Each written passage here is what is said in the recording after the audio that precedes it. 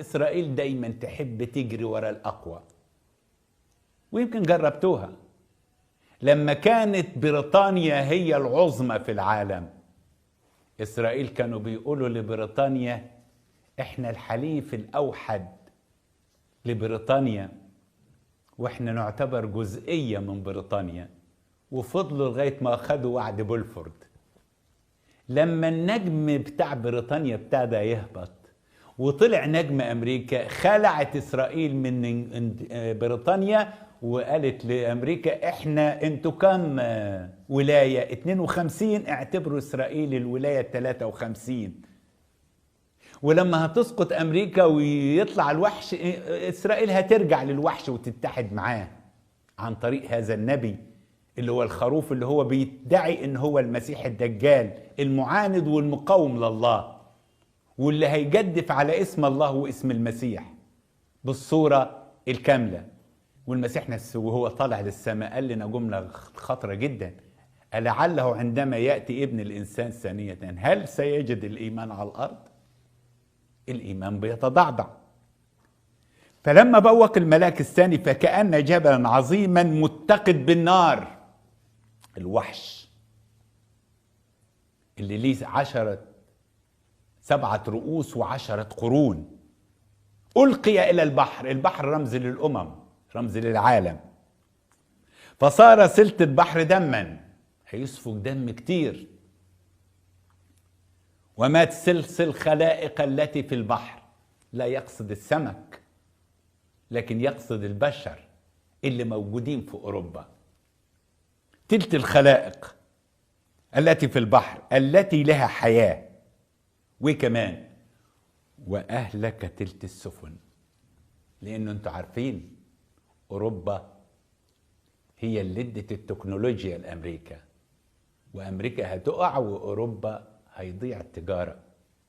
كلمة سلس السفن يقصد ان التجارة هيكون فيها ركود، والاقتصاد هيقع، والناس هتيجي المجاعات ومش هيلاقوا ياكلوا.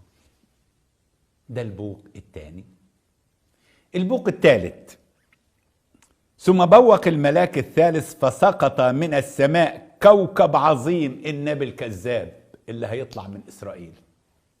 يبقى الأولاني العالم كله في الفتور، البوق الثاني الامبراطور اللي هيطلع بالنار والقوة ويسيطر على العالم كله، الثالث النبي الكذاب اللي هيتحد بيه.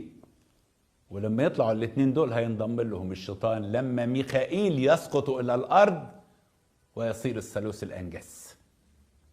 الوحش الروماني الخارج من البحر، النبي الكذاب الخارج من إسرائيل، الشيطان ثالثهم، ويكونوا المملكة الدجالية.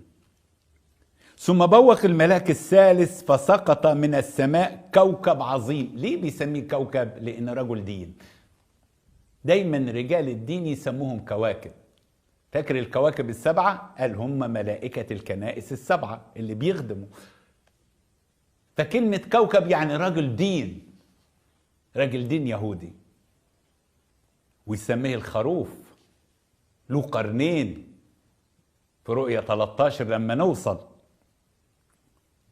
متقد، الوحش نازل. خلي بالكم هنا الوحش نازل ايه لما يتكلم عليه؟ جبل عظيم متقد بالنار. والنبي الكذاب كوكب عظيم متقد كمصباح، مش بالنار. الوحش نار أكلة والنبي مصباح.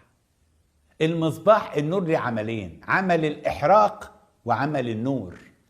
يعني الشمس تحرق وتنور، الأولاني للحريق والتاني للتنوير. ينور على إيه؟ ينور للناس على الوحش، هو ده الله،